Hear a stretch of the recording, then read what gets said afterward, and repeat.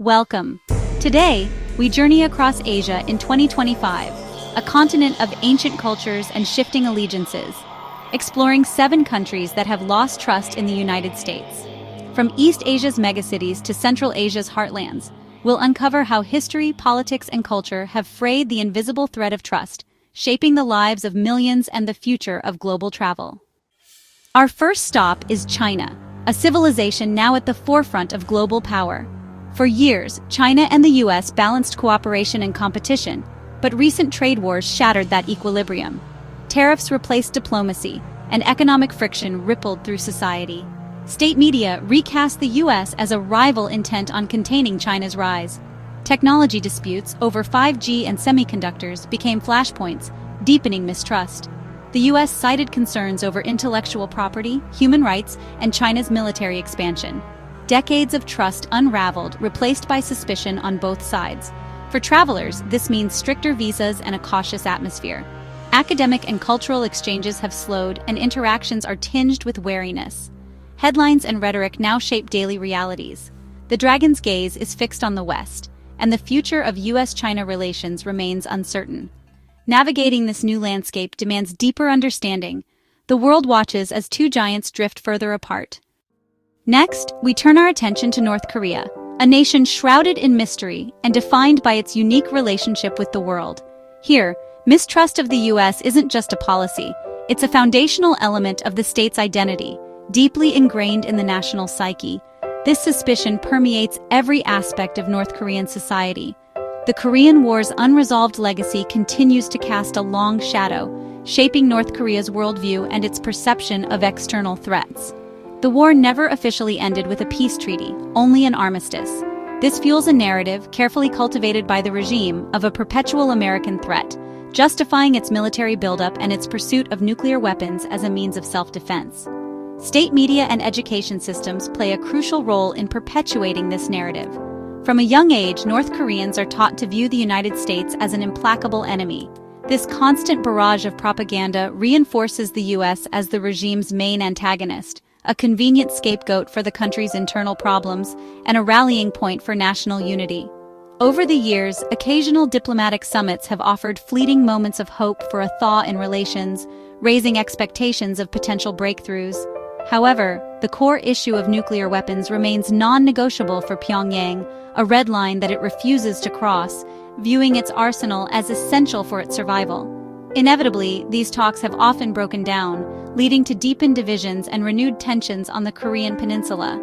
Failed talks deepen the divide, with each side accusing the other of acting in bad faith, further poisoning the atmosphere and making future negotiations even more difficult. The US maintains its firm stance, demanding total and verifiable denuclearization as a precondition for any significant concessions. Conversely, North Korea insists on a step-by-step approach, seeking reciprocal concessions and security guarantees in exchange for gradual disarmament measures. This fundamental disagreement perpetuates cycles of provocation and stalemate, with neither side willing to budge from its entrenched position. International sanctions, imposed in response to North Korea's nuclear program, are framed by the regime as deliberate attempts to suffocate the nation and undermine its sovereignty. This narrative serves to unite the population against what it perceives as an external enemy, fostering a sense of national resilience and defiance. For ordinary North Koreans, the hardships they face in their daily lives are often attributed to US hostility and the crippling effects of sanctions. In this environment, trust is seen as a dangerous luxury, a vulnerability that could be exploited by external forces. Ultimately, the regime's survival depends on maintaining a state of perpetual enmity, justifying its iron grip on power and its isolation from the outside world. Given this deeply entrenched mindset, diplomacy offers little hope for a genuine breakthrough from within the Hermit Kingdom. And so, the standoff endures, a frozen conflict that seems destined to continue indefinitely. With trust nowhere in sight, the prospects for reconciliation remain bleak. The world waits with bated breath, hoping for a change in direction, but fearing the consequences of continued escalation. But for now, North Korea's stance remains stubbornly unchanged, a testament to its unwavering commitment to its own unique and isolated path. In Iran, mistrust of the US is rooted in a history of coups, revolution, and broken agreements. The 1953 CIA-backed coup, and the 1979 Islamic Revolution set the stage for decades of animosity.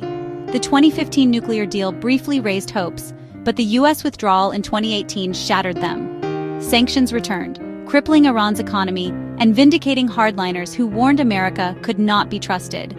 Ordinary Iranians suffer under economic hardship, blaming the U.S. for their plight.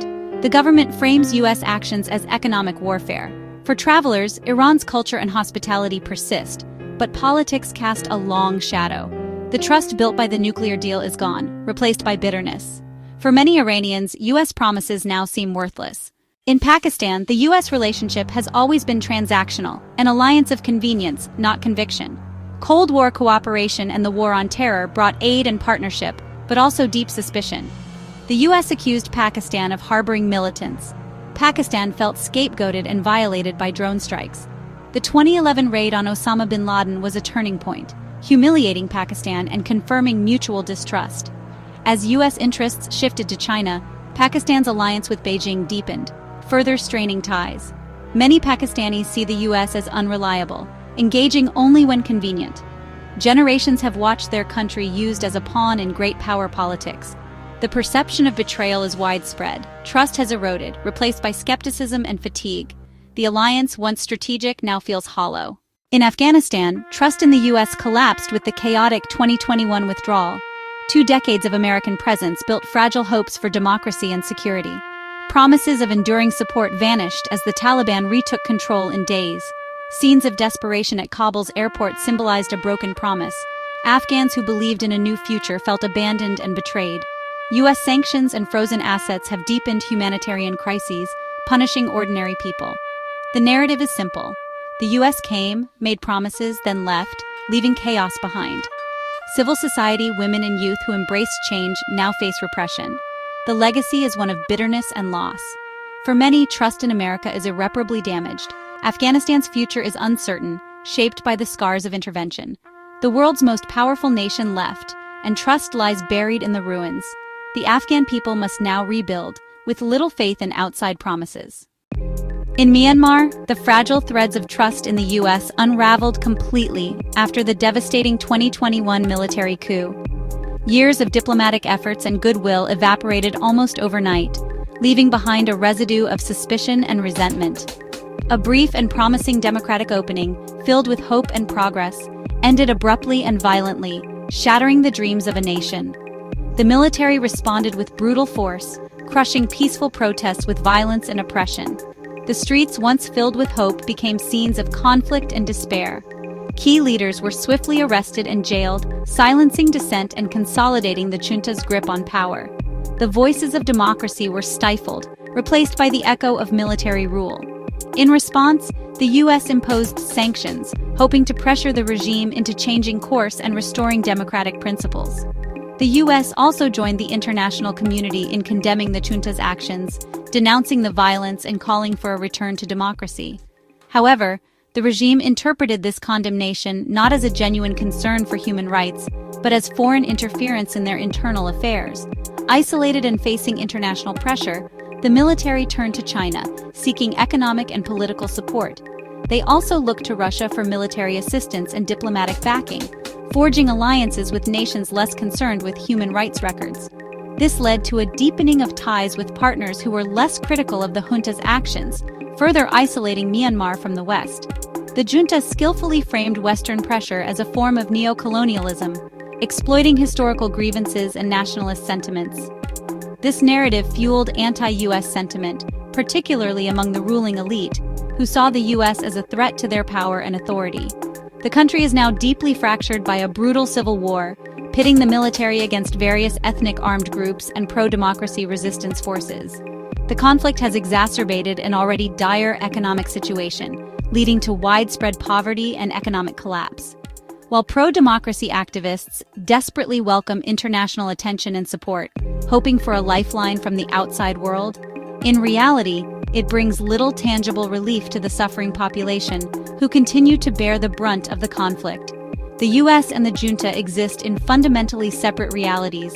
Their perspectives are so divergent that meaningful dialogue seems impossible. One sees a brutal dictatorship oppressing its people, while the other sees hostile meddling in its sovereign affairs. For ordinary people caught in the crossfire, the suffering continues unabated, with no end in sight. They are the silent victims as geopolitics play out on a grand scale, far above their heads, shaping their lives in ways they cannot control. Any trust painstakingly built during Myanmar's brief and fragile democratic experiment has now completely vanished, replaced by deep-seated mistrust and animosity. The US is now viewed as an adversary, an enemy even, by those who currently hold power in Myanmar. The hope for any meaningful reconciliation between the US and Myanmar's current leadership seems increasingly distant, a fading dream on the horizon. When we look at Russia, especially its vast Asian territories, a unique perspective emerges. This is a land of immense natural beauty, sprawling cities, and a complex history that shapes its current worldview. The sheer scale of Siberia and the Far East plays a significant role in how Russia perceives its place in the world. Mistrust of the US is now not just a sentiment, but official policy, deeply ingrained in the government's approach to international relations. This stance is articulated in official statements, government publications, and the general rhetoric surrounding foreign policy decisions. The collapse of the Soviet Union was a cataclysmic event that continues to resonate deeply within Russia. It's not just a historical footnote, it's a wound that hasn't fully healed, shaping the nation's identity and its relationship with the rest of the world. NATO's expansion eastward, perceived by many in Russia as a direct encroachment on their sphere of influence, fostered a profound sense of betrayal and resentment. This expansion is seen as a broken promise, a violation of the spirit of cooperation that was supposed to define the post-Cold War era. Under Putin, Russia embarked on a path to reassert itself on the global stage, reclaiming its status as a major power with its own distinct interests and sphere of influence. This involved modernizing the military, strengthening the economy, and projecting power in its near abroad.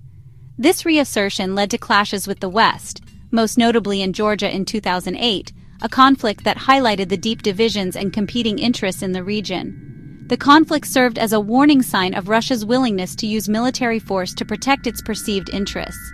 Crimea, a region with deep historical and cultural ties to Russia, became another flashpoint in the escalating tensions between Russia and the West. And then Ukraine, a nation caught in the crossfire of geopolitical ambitions, became the epicenter of a much larger and more dangerous conflict. The 2022 invasion of Ukraine marked a definitive and perhaps irreversible break in relations between Russia and the West, shattering any remaining illusions of partnership or cooperation. This invasion triggered sweeping and unprecedented US sanctions, designed to cripple the Russian economy and isolate the country from the global financial system. Russian media, largely controlled by the state, consistently frames the US as the main antagonist, the driving force behind the conflict in Ukraine, and the source of all of Russia's problems. This narrative portrays the conflict in Ukraine as a proxy war, with the US using Ukraine as a pawn in its larger geopolitical struggle against Russia. This carefully constructed narrative shapes public opinion across Russia, fostering a sense of national unity and resentment towards the West. This includes even the remote regions of Siberia and the Far East, where the impact of Western sanctions and the conflict in Ukraine are keenly felt. In response to Western pressure, economic ties with China have accelerated dramatically, forging a new partnership that is reshaping the global economic landscape. This partnership is symbolized by massive infrastructure projects like the Power of Siberia pipeline, a testament to the growing energy cooperation between the two countries. The pivot away from the West is no longer a matter of choice or preference. It has become a strategic and economic necessity for Russia's survival and future prosperity.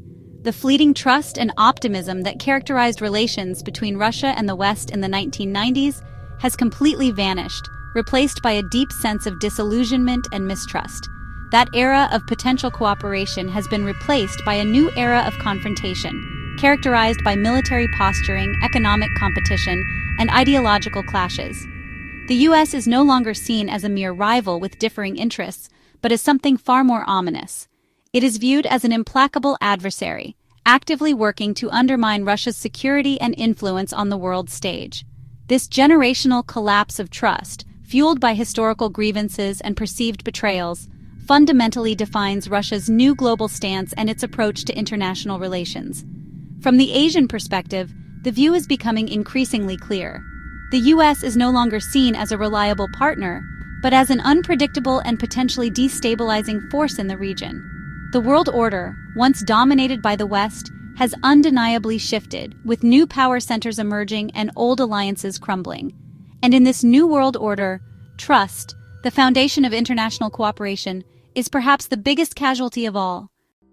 Our journey ends, revealing a world where trust, once lost, is hard to regain.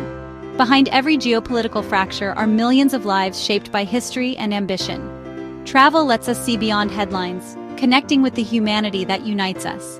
In these connections, hope for understanding remains. If you believe in bridging divides, please subscribe and support our work. Thank you for joining us on this exploration of trust and its consequences.